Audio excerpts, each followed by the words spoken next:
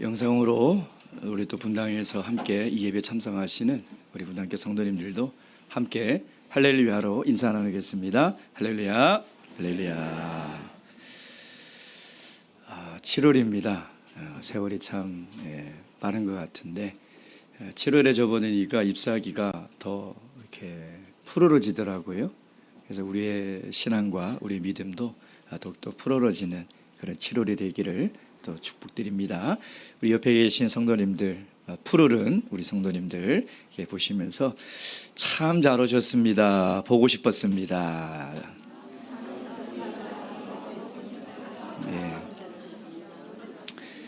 그 미소도 이게 접대용 미소가 있고 진심이 있다고 하는데 우리 성도님들은 정말 진심에서 우러나는 그런 미소인 것 같습니다.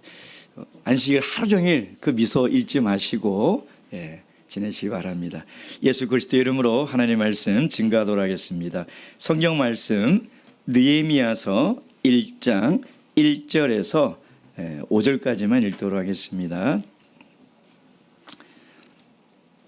느헤미야서 1장 1절에서 5절. 오늘 우리에게 주신 이 계시의 말씀을 통하여 살아계신 하나님께서 우리 교회와 우리 모든 성도들에게 하시는 그 말씀 듣고 깨달을 수 있도록 이 말씀 저와 함께 교독하도록 하겠습니다. 제가 먼저 읽겠습니다.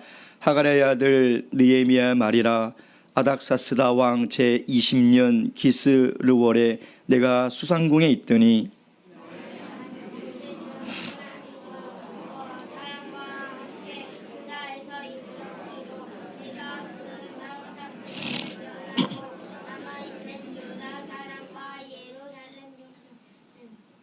끝까지 읽으세요. 아동부 괜찮아요.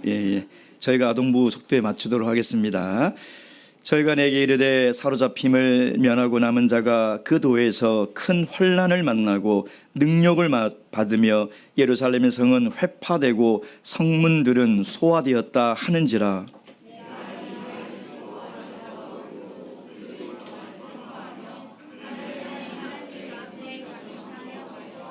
다 함께 읽겠습니다. 시작. 가로되 하늘의 하나님 여호와 크고 두려우신 하나님이여 주를 사랑하고 주의 계명을 지키는 자에게 언약을 지키시며 긍휼을 베푸시는 주여 간구하나이다. 아멘. 금번 인도네시아에서 세계 연총 대회가 개최되었죠. 그래서 이 자리에서 세계 참예수 교회가 앞으로 함께 관심을 가지고 기도해야 될 6가지 주제에 대해서 함께 이렇게 나누었습니다. 그래서 한국 교회도 이런 연총의 취지에 동참하고 또 관심을 가지고 기도하고 협력하자는 뜻을 모아서 전국에 있는 우리 모든 교회가 한 달에 한 번씩 똑같은 주제로 이 말씀을 선포하기로 했습니다. 전체 주제는 성벽을 재건하고 지경을 넓혀라. 우리 미가서 7장 11절 말씀 보겠습니다. 미가서 7장 11절 말씀.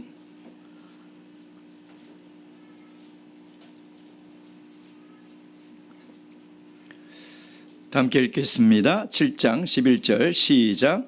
내 성벽을 건축하는 날 곧 그날에는 지경이 넓혀질 것이라. 아멘. 특별히 미가서는 구약의 예언서이지만 말세에 출현할 참교회에 대한 예언을 많이 담고 있습니다. 그 중에 하나가 오늘 이 말씀이죠. 이 말씀은 2가지의 의미를 가지고 있습니다. 첫째는 말세의 참교회 성벽을 허무는 세력들이 강렬하게 일어날 것이고 훼손이 되고 회파가 될 거라는 것입니다.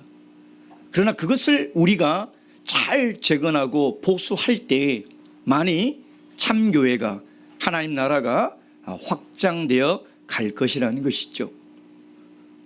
그래서 우리 말세의 참교회가 하나님이 주신 사명을 잘 감당하여 땅끝까지 복음을 전하며 주님 오실 때까지 하나님 나라를 증거하려면 반드시 먼저 우리의 성벽을 점검하고 보수하고 재건해야 한다는 것입니다. 특별히 연총에서 이 주제를 정한 이유는 3년 동안 코로나 팬데믹을 겪으면서 사실 한국은 그 영향이 그렇게 심하지 않을 수 있습니다. 왜냐하면 정부가 종교에 대해서는 그렇게 강력하게 막지 않았지 않았습니까?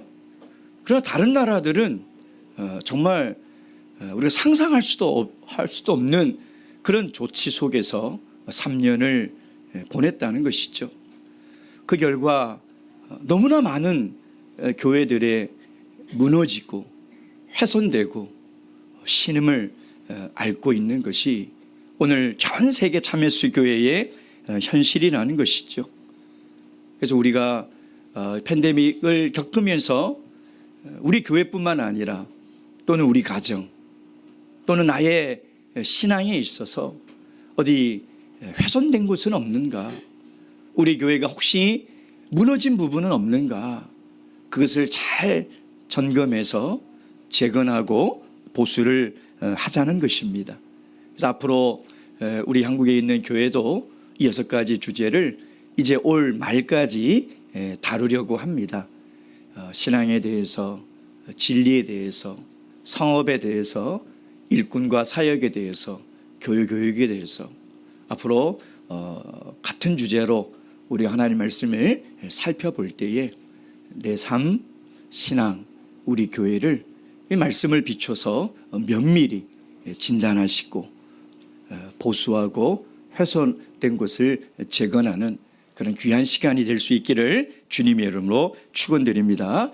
자, 그렇다면 첫째, 우리가 왜 성벽을 재건해야 할까요? 3절 말씀 다 함께 읽겠습니다. 시작.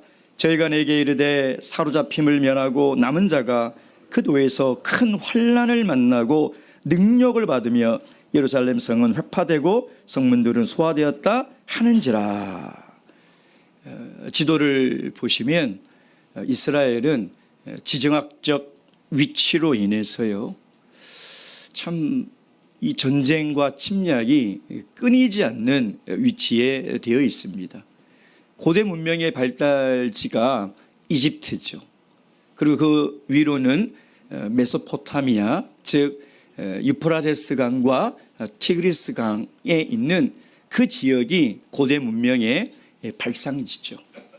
그러니 위쪽에 있는 메소포타미아 문명은 늘 아래쪽에 있는 이집트의 문명을 호심탐탐 노렸습니다. 이집트는 어떻습니까? 또 북진을 하려는 그런 생각을 늘 가지고 있었죠.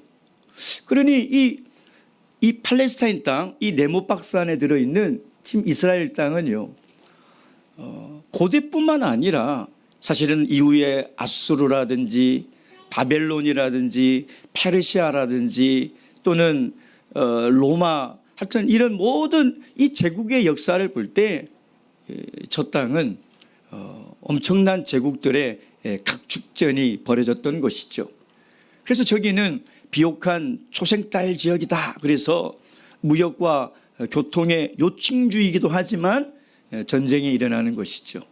그래서 요한계시록의 아마겟돈을 이야기하는 것이 바로 이 팔레스타인 땅 안에 무깃도라는 곳에 있지 않습니까? 그만큼 이스라엘은 지정학적 위치로 인해서 전쟁이, 그 이스라엘 역사를 보면요, 평균적으로 40년에 한 번꼴로 전쟁과 침략이 일어났습니다. 상상을 해보십시오. 우리가 6.25를 맞은 지 75년 됐는데 40년마다 전쟁이 끊이지 않았던 나라가 이스라엘이라는 것입니다. 그뿐입니까? 가나안 땅 저 안쪽은 어떻습니까? 하나님을 모르고 죄악이 관영하여 우상을 섬기며 살아가는 가나안 족속들이 함께 살고 있습니다.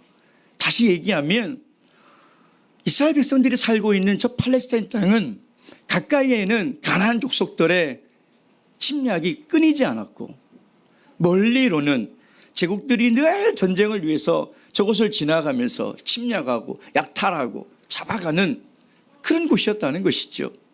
그러니 얼마나 위험한 곳입니까? 이번에 6.25 전쟁 75년을 맞아서 한 외국 기자가 찍은 그 6.25 전쟁 당시에 사진이 칼라로 복원이 되어서 나온 것을 보았습니다. 그걸 쭉 보고 있으니까 참 전쟁 이후에 폐허가 된 그 돌무덤 위에서요, 그 나무를 가지고 불을 지펴놓고 밥을 하고 있는 그 여인들의 모습, 그 아이들은 그 폐허가 된 돌무덩이에서 정말 시커멓게 해가지고 뭐라도 주워 먹으려고 다니는 모습. 아마 전쟁을 경험한 우리 어르신 세대들은요, 전쟁이 얼마나 끔찍하고 전쟁 이유가 얼마나 비참한지를 너무나 잘 알고 있을 것입니다. 이스라엘은 이런 전쟁이 40년에 한 번씩 일어나는, 전쟁이 끊이지 않는 나라였다는 것이죠. 근데 역사적으로 이런 수많은 전쟁과 침략과 약탈이 있음에도 불구하고 아직도 존재하는 나라는 없을 겁니다. 정말 기적적인 나라죠. 근데 우리가 생각을 해보면 하나님께서 왜 이렇게 안팎으로 전쟁이 끊이지 않는 이런 위험한 땅을 약속의 땅으로 삼으시고 당신의 백성들에게 약속하시고 이곳으로 인도하셔서 살게 하셨냐 이 말이에요. 출애굽기 3장 8절 말씀 보겠습니다. 출애굽기 3장 8절 말씀.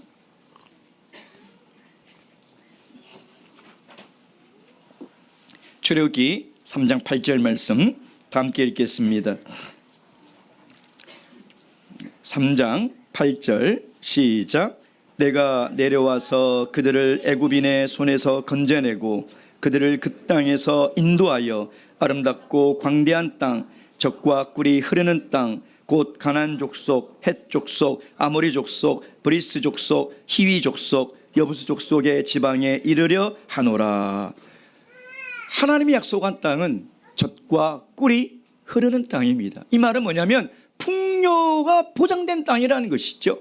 실제로 목초지가 풍부하며 꿀이 풍부하고 과일이 풍부한 곳이 바로 가나안 땅입니다. 사실이에요. 그러나 그보다 더 중요한 영적인 의미가 있다는 것입니다. 그것이 중요한 거예요. 아, 가나안 땅이 풍요롭고 젖과 꿀이 흘러서 정말 잘 살아갈 수 있는 곳으로 하나님이 우리를 인도하셨구나. 그렇다면 전쟁이 끊이지 않는데 왜 하나님이 이런 곳으로 하나님의 백성들을 인도하셨냐 이 말이에요. 하나님의 백성이 되어 살아간다는 것은요, 잘 먹고 잘 살기 위해서 하나님을 믿는 것이 아니라는 것입니다. 하나님의 백성이 되었다는 것은 내 살아가는 환경이 풍요로워지고 부해지고 잘 먹고 잘 사는 것이 아니라는 것이에요. 오히려 내가 그리스도인이 되는 순간 이 죄악된 세상 속에 안에 살면서 수많은 도전과 세상의 유혹과 시험을 맞닥뜨리며 살아가야 된다는 거예요. 하루도 영적 전쟁이 끊이지 않는 삶이 바로 그리스도인의 삶이라는 거예요.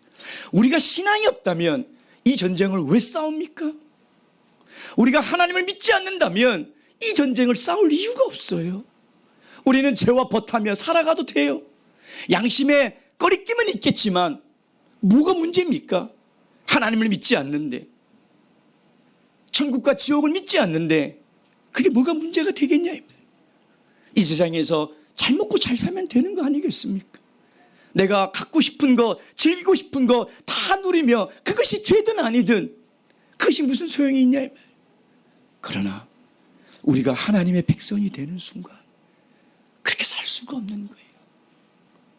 우리가 그리스도인이 되는 순간 우리는 그렇게 살아서는 안 되는 사람이 된 것이죠. 하나님의 백성이 되는 순간 영적 전쟁은 단 1초도 끊이지 않습니다. 그러면 그 힘든 거 하나님 믿을 마음이 안 생길 거 아니에요? 저도 걱정이에요. 내일 세례 받으려고 준비하시는 우리 구도자분들, 아이고 그럼 그리스도인이 되면 그 힘든 영적 전쟁을 싸워야 되는 겁니까? 받아야 되나 말아야 되나? 그런 고민이 있지 않겠습니까? 그런 염려하지 마시기 바랍니다.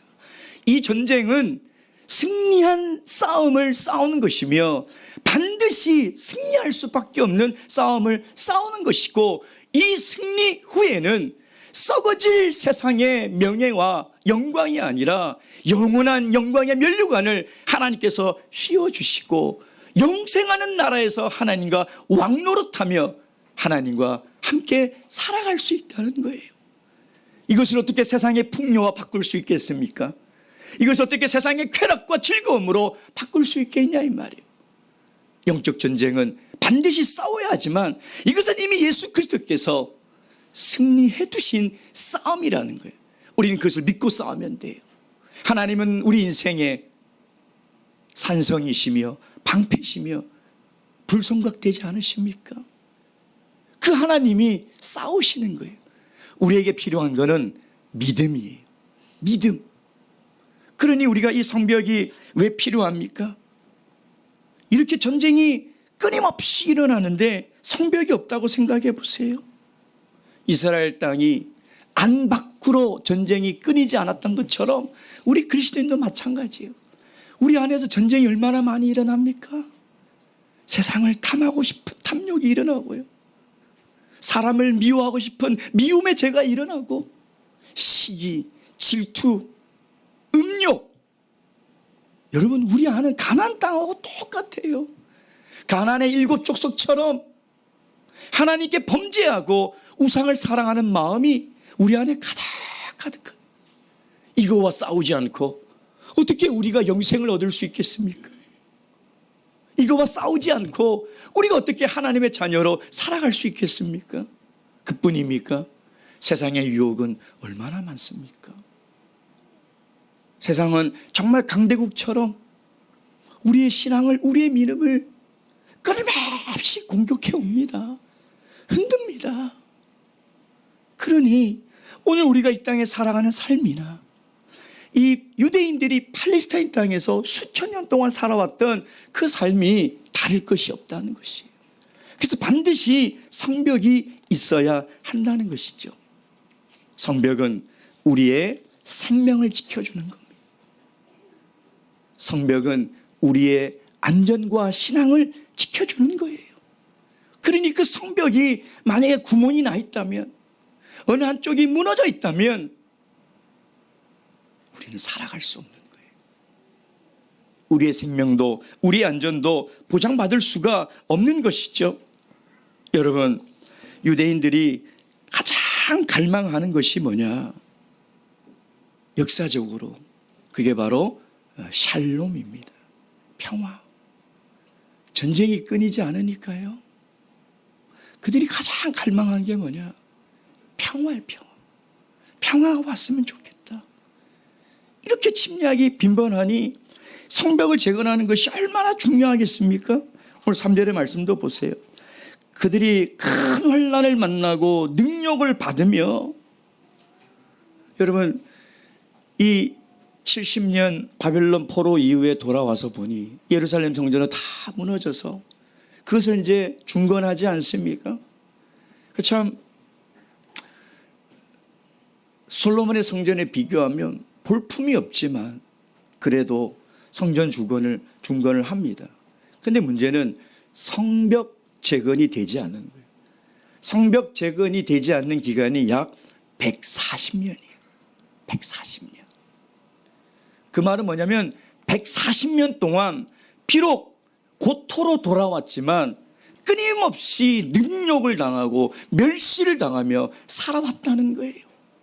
하나님의 성전은 세워졌는데 성벽이 없어서 하나님의 백성들이 끊임없이 능욕을 당하고 멸시를 당하며 살아왔다는 거예요. 그래서 느헤미야가 140년 동안 누구도 완수하지 못했던 성벽 재건을 단 52일 만에 성벽을 재건하는 것이죠. 왜? 성벽이 재건되지 않으면 하나님의 백성들이 끊임없이 능욕과 멸시와 침략을 당하게 될 거예요. 성벽이 없다는 것은 내 생명과 안전을 보장받을 수 없다는 거예요. 저녁에 잠을 잘 수 있겠습니까? 언제 쳐들어올지 모르는데 아무리 열심히 농사짓고 가축을 길러도요, 성벽이 없으면요 언제라도 들어와서 다 빼앗아갑니다. 잠을 잘 수가 있겠습니까? 낮이라고 마음대로 돌아다닐 수 있겠냐 이 말이에요. 그러니 성벽이 얼마나 중요합니까? 성벽을 세워야 우리가 안전하게 살아갈 수 있고, 성벽이 튼튼해야 우리의 생명을 지키며 살아갈 수 있는 것이죠. 우리의 가정도 교회도 마찬가지입니다. 우리 교회의 성벽이 정말 튼튼하게 잘 세워져 있습니까? 물샐 틈 없이 세워져 있습니까? 우리의 가정은 어떻습니까? 내 신앙은 어떻습니까? 내 신앙을 지키려면, 내 가족의 신앙을 지키려면, 우리 교회의 신앙을 지키려면 성벽을 반드시 재건해야 된다는 것입니다. 혹 무너져 있더라도 절망하지 마시기 바랍니다.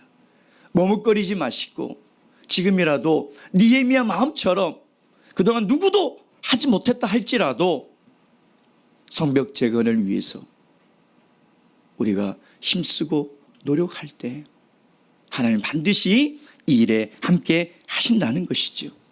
특별히 이 성벽 재건을 위해서 정말 가장 먼저 세워야 될 성벽이 있습니다. 그건 바로 진리의 성벽입니다.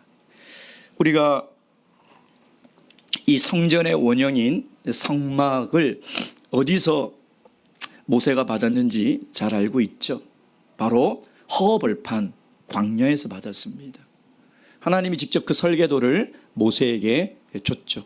이렇게 지어라. 거기에는 하나님의 구원의 지혜와 또 신앙성장의 지혜와 또 예배의 모든 지혜가 다 담긴 설계도입니다. 근데 광야의 성막을 지을 때 참 이해가 안 되는 그 구조물이 있습니다. 그게 뭐냐면 바로 울타리죠. 울타리. 무슨 성막을 이미 기존 사람들이 살고 있는 성이나 촌에 짓는 것이 아니에요. 아무도 살지 않는 황량한 광야에 짓는 겁니다. 만약에 성막이 하나님께 제사를 드리는 기능만 있다면 울타리는 필요 없을 겁니다. 그렇지 않습니까? 번제단과 물두멍과 성소와 지성소만 있으면 돼요. 하나님께 예배를 드리고 제사를 드리는데 아무런 문제가 없습니다. 왜 울타리를 만들려고 하셨을까요? 왜 그 높이와 넓이와 재료까지 하나님께서 그렇게 자세하게 말씀을 하셨을까요? 그건 바로 세상과 구별입니다. 하나님의 거룩한 이 성막과 구별되는 그 구별점이 뭐냐? 바로 울타리라는 것이죠. 성벽은 진리의 벽입니다. 세상과 구별되는 거예요. 이 울타리가 없다는 것은 세상과 구별이 되지 않는 거예요. 하나님의 성전에, 하나님의 그 예루살렘의 성에 성벽이 없다는 것은 물리적으로 침략을 당하는 것뿐만 아니라 영적으로 수많은 우상이 들어온다는 거예요. 진리의 성벽을 굳건히 세워놓지 않으면 하나님을 믿는 신앙과 이방 신앙이 구별이 안 돼요. 다 기도하잖아요. 다 열심히 섬기잖아요. 다 착하게 살라고 얘기하고 다 좋은 사람이 되라고 얘기하지 않습니까? 그럼 도대체 기독교와 다른 종교가 다른 점이 뭐가 있냐 이 말이에요. 진리의 성벽이 세워지지 않으면 세상과 구별이 안 됩니다. 다른 종교와 다른 교단과 다른 교회와 구별이 안 돼요.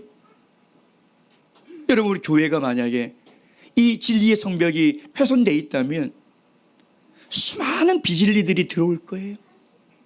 여러분, 지금요 우리 5대 교리와 비슷한 교리를 가지고 있는 교단들이 얼마나 많은지 알아요? 내일 세례를 받을 우리 허육선 자매가 대만에 영량당이라는 그 교파가 있어요. 영량당. 제가 대만에 있을 때는 굉장히 세력이 거의 미미한 그런 신흥 교단이었습니다. 근데 지금은요 참회수 교회를 추월했어요. 불과 한 20년 사이에 어마어마하게 많은 사람들이 이 영양당으로 넘어가요. 제가 대만에 있을 때는 영양당이 절 존재가 없었기 때문에 얼핏 들었지만 뭔지 잘 몰랐어요. 근데 우리 자매님과 상담을 하면서 어머님이 원래 이 교단의 신자였다가 저희 참예수 교회의 진리를 받아들이고 세를 받으시고 신앙생활을 하시는 거예요. 그러던 중에 아직 자매님이 아니죠. 이 여학생이 한국으로 유학을 온 거죠. 그래서 엄마는 마음이 어떻겠어요? 딸이 참예수 교회의 참진리를 듣고 깨달았으면 좋겠다 하는 마음이 얼마나 간절하겠습니까? 그래서 제가 처음 상담하고 영양당의 신앙을 가지고 있구나. 근데 영양당이 뭔지를 제가 모르잖아요. 그래서 대만 영양당 치니까 이 보신탕집 이름들만 막 나오더라고요. 그래가지고 이 자료를 찾을 수가 없는 거예요. 그래서 막 찾아다니까 어느 한 교회의 어떤 한 청년이 오는 블로그 글에 대만 영양당이 딱 나오더라고요. 그러니까 그걸 이제 연결을 해서 찾아 들어가는 거예요. 제가 갔더니 깜짝 놀랐어요. 정말 비슷해. 우리 교회 진리와 비슷한 게 너무나 많아요. 너무나 많아요. 여러분, 우리 참교회의 진리가 훼손된다는 것은요, 인류의 구원의 소망이 사라진다는 거예요. 참교회의 진리가 변질된다는 것은 하나님의 구원의 계획이 수포로 돌아간다는 거예요. 인류 구원의 소망이 우리 교회에 있는 거예요. 하나님의 모든 기대와 관심은 말세의 참교회에 가지고 있는 진리에 있는 거예요. 이것은 절대 훼손되어서도 안 되고 훼손될 수가 없는 거예요. 우리의 자부심을 위해서 그런 것이 아니에요. 우리가 교만하라고 그런 것이 아니에요. 하나님이 주신 이 순결하고 순수한 이 참 진리가 변질되고 훼손되는 순간 구원은 없는 거예요. 진리가 변질됐는데 무엇으로 하나님의 구원을 얻을 수 있겠습니까? 또한 이 세속적 가치가 끊임없이 들어와요. 여러분, 교회 안에서도요, 이 말씀과 진리의 성벽이 정말 제대로 서 있지 않으면, 하나님의 말씀의 공의가 엄중히 서 있지 않으면요, 세상의 가치와 이론과 세상의 주장들이 교회 안에 들어와서 힘을 냅니다. 힘을 내요. 수많은 성도들이 거기에 동조해요. 거기에 몰려간다는 거예요.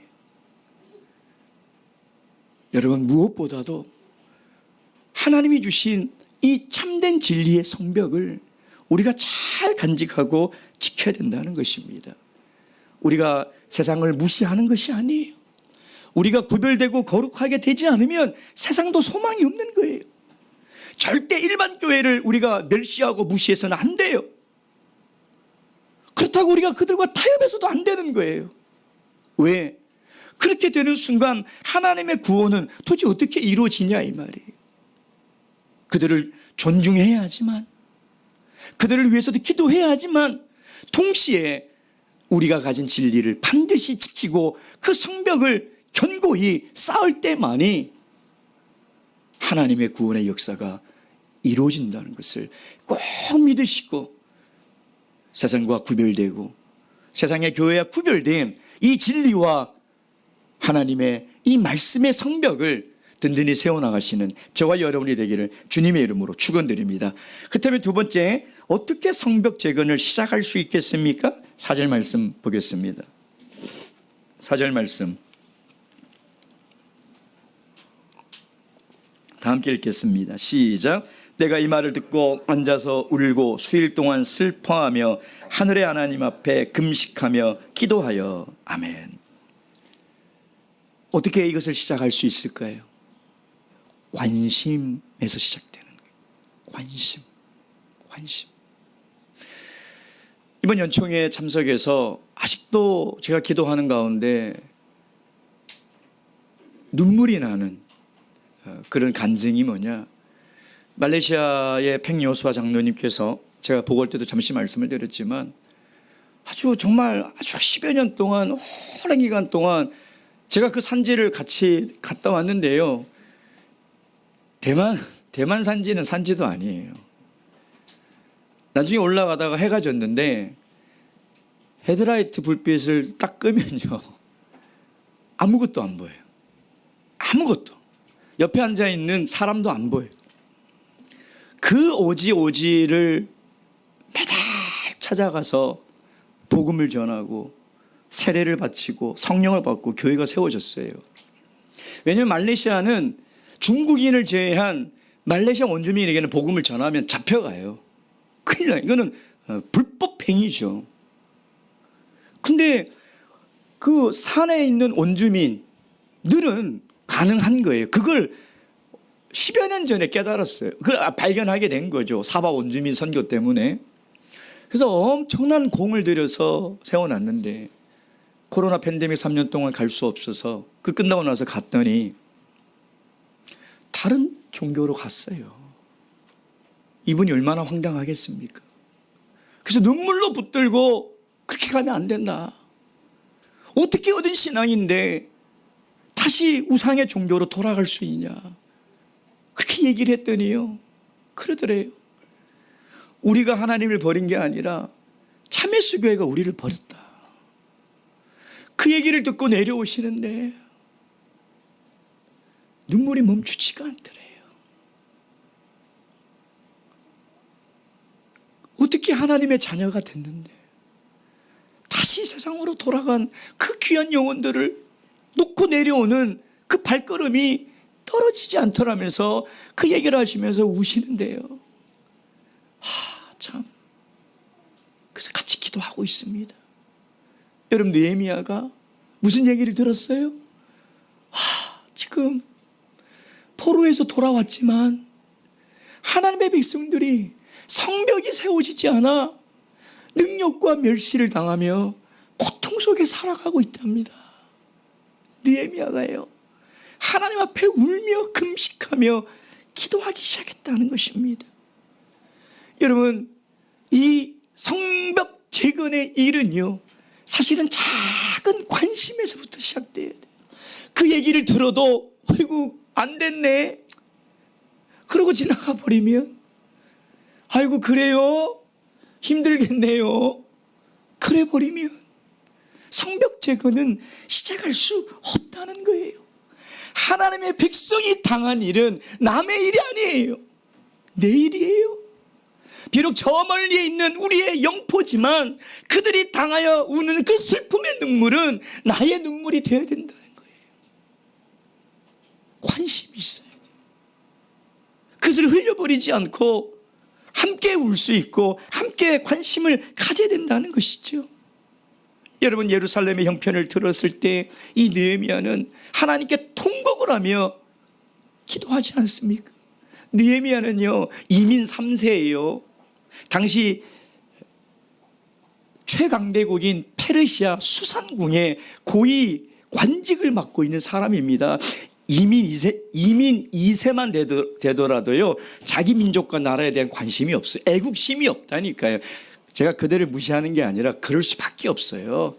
아니, 내가 태어난 곳이 다른 나라인데 내가 다른 나라 말을 배우고 문화를 배우고 했는데 내 정체성은 그 나라의 사람이라는 건 알지만 관심이 가지가 않아요.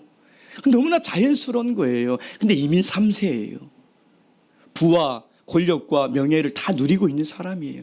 이 사람이 뭐가 부족해서 이 영말리 떨어져 있는 자기 영포들의 얘기를 듣고 눈물을 흘릴 이유가 뭐가 있습니까? 자기가 얻은 부와 권력과 명예를 누리며 살기에도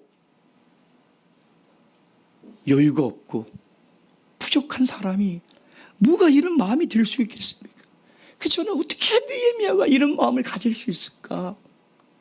그가 뭐가 부족하다고, 그가 뭐가 아쉬워서 이런 마음을 가질 수 있을까?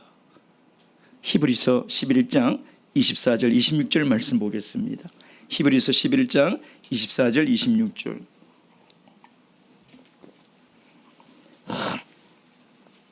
히브리서 11장 24절에서 26절 다 함께 읽겠습니다. 24절에서 26절 시작. 믿음으로 모세는 장성하여 바로의 공주의 아들이라 칭함을 거절하고 도리어 하나님의 백성과 함께 고난받기를 잠시 죄악의 낙을 누리는 것보다 더 좋아하고 그리스도를 위하여 받는 능력을 애굽의 모든 모아보다 더 큰 재물로 여겼으니 이는 상 주심을 바라봄이라. 믿음이 있었다는 거예요. 여러분, 믿음의 태도는 하나님의 백성이 겪는 그 일이 내일이라고 생각하는 태도가 믿음이에요. 그게 믿음이에요. 내가 그런 소식을 듣는데도 내 마음에 눈물이 나지 않고 관심이 가지 않다면 우리의 믿음을 먼저 점검해야 한다는 것입니다. 여러분, 교회 작은 일에부터 관심을 가지셔야 돼요. 왜 그런지 알아요? 그래야 기도할 수 있어요. 관심이 없으면 아무리 기도해 주십시오라고 문자를 보내고 말씀을 드리고 해도 기도가 안 돼요. 어떻게 기도가 되겠습니까? 관심이 있으면 무릎 꿇고 눈을 감을 때마다 그 사람의 이름이 떠나지 않고 그 형편이 떠나지 않고 그 어려움 때문에 함께 눈물이 나는 거예요. 그냥 기도가 되는 게 아니에요. 관심이 있어야 돼요. 여러분, 지금 중국 교회가 엄청난 국가의 탄압을 받지 않습니까? 신도 제적 3,000명인 우리 예배당이 다 그냥 무너져 버렸죠. 그리고 지금 안식일날 교회 가려면 그 앱으로 출석 신청을 하면 국가 종교국에서 허락을 해야 안식일날 올 수 있어요. 의심 가는 사람들은 그 출석 허락을 안 해줘요. 그러면 문 앞에서 종교국 그 공산당원이 지키고 있어요. QR코드를 찍어서 못 받은 사람은 안식일날 성전에 못 들어와요. 근데 더 마음이 무너지는 것은 18세 이하는 아예 교회에 올 수가 없어요, 지금. 여러분, 지금 우리 18세 이하의 우리 학생들이 교회에 올 수 없다고 생각해 보세요. 내 자녀가, 내 아들이, 내 딸이 교회 갈 수 없다고 생각해 보세요. 지금 중국에 있는 10만이 넘는 우리 참수교회 성도들은 이런 핍박과 위기 속에 지금 눈물을 흘리며 기도하고 있어요. 관심이 있어야 기도할 수 있는 거예요. 하나님이 이 바사왕의 마음을 움직여주고 제국들의 왕들의 마음을 주관하시는 분이, 역사의 왕이 하나님이라는 것이 그시 구약을 통해서 우리가 배우는 것 아니겠습니까? 하나님이 중국의 그 최고 통치자 이 시진핑 주석의 마음을 움직여 주셔야 돼요.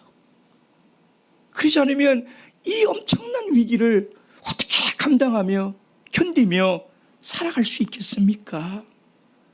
사랑하는 성도 여러분, 교회의 작은 일에부터 관심을 가져주시기 바랍니다. 관심이 있으면 기도하게 돼 있어요. 올해 우리 분당 강남교회 코로나 이후로 열심히 우리가 하고 있는 것이 예배 회복이죠. 그렇지 않습니까?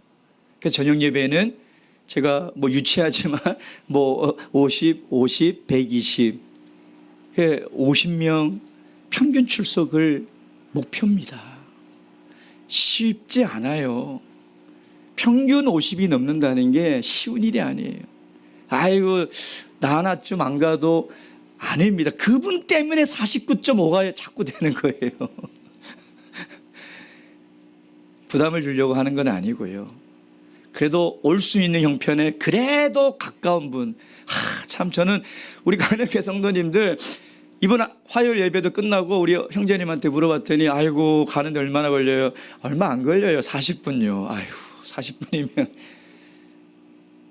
그 길을 갈 걸 생각하니 참 마음이 너무 아프더라고요.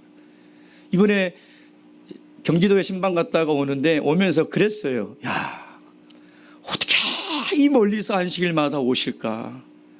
저번에 내려가는데 3시간 걸렸대요. 3시간이면 우리 집에 가거든요. 그래서 야, 내가 만약에 신자라면 올 수 있을까? 부끄럽지만 솔직히 자신이 없더라고요. 그 먼 거리에서 매주 온다는 것이 자신이 없더라고요. 정말 이런 분들을 볼 때마다 그 예배에 참석하는 그 마음이 얼마나 아름답습니까? 그래서 근거리에 있는 분들 금요일 예배라도 꼭 동참해 주시고요. 물론 열심히 잘 하고 계십니다. 제가 너무 잘 압니다.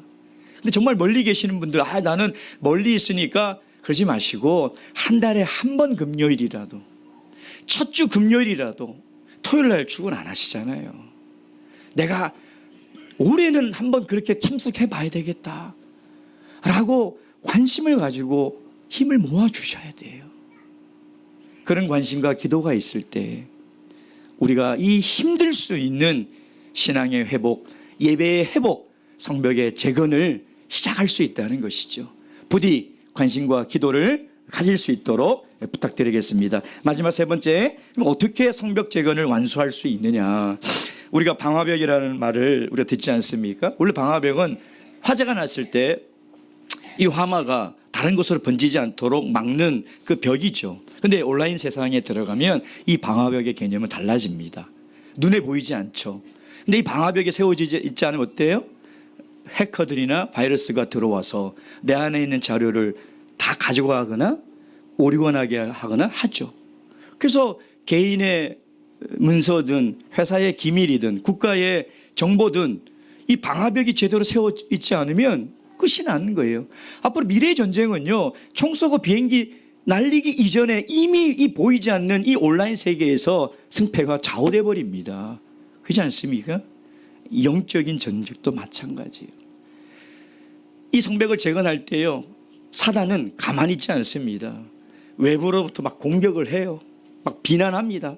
4장 1절 보도록 하겠습니다. 4장 1절. 산바라시 우리가 성을 건축한다 함을 듣고 크게 분노하여 유다 사람을 비웃으며, 이제 각 지역의 사람들이 비웃으면서요, 야, 너희들이 성벽 재건해봤자 여우 한 마리 폴짝 뛰면 다 무너질 거야. 조롱하고 해방, 왜 그런지 아요? 낙심하게 만드는 거죠. 여러분, 낙심하면 아무것도 할 수 없어요. 그리고 느헤미야를 오해하게 만듭니다. 야, 저 지도자 잘못된 사람이야. 예? 성벽 재건해봤자 소용없어 하고 조롱하고. 근데 느헤미야는요, 그럴수록 하나님을 의지했어요. 여러분, 우리가 거룩한 영적인 일을 한번 해봐야 되겠다 그러면 마귀는, 눈에 보이지 않는 마귀는요, 끊임없이 우리를 공격합니다. 제일 무서운 공격이 뭐냐? 내부의 적이에요. 내부의 적. 가만히 생각해 보면 적의 공격은 외부에서 이루어지죠. 근데 내부에서 성벽을 잘 세우면요, 지켜내고 버텨낼 수 있어요. 내부의 가장 강력한 적은 원망, 불평, 분열, 다툼. 이게 정말 무서운 거예요. 우리 안에 이 내부의 적을 우리가 조심하지 않으면 너무 쉽게 외부에서 침략을 한다는 것이죠. 낙심하고 분열되고. 사랑하는 성도 여러분, 우리 공동체가 이 내부 외부의 이 공격을 받을 때 제일 먼저 우리 내적으로 분열되지 말아야 돼요. 우리 안에서 분열이 되고, 우리 안에서 다툼이 일어나고, 우리 안에서 낙심이 일어나고, 우리 안에서 험담과 좌절이 일어나면 원수의 조롱거리가 되는 거예요. 원수들이 계속 조롱하고 있거든요. 그 형편없는 거 해서 뭐하냐? 여러분, 마귀가 우리를 보고 손가락질하고 조롱할 때 얼마나 기분이 나쁩니까? 그런 성전이 되어서는 안 된다는 것이죠. 때가 가까워질수록 눈에 보이지 않는 사단의 공격은 더욱 맹렬해지고 교활해질 것입니다. 두려워 마시고 우리의 힘이 되시고 구원과 산성과 방패 되시고 불성각 되시는 하나님을 의지하며 우리의 진리의 성벽을 더욱더 견고히 세워나갈 수 있는 참회수 교회가 되기를 주님의 이름으로 축원드립니다. 묵도하시겠습니다.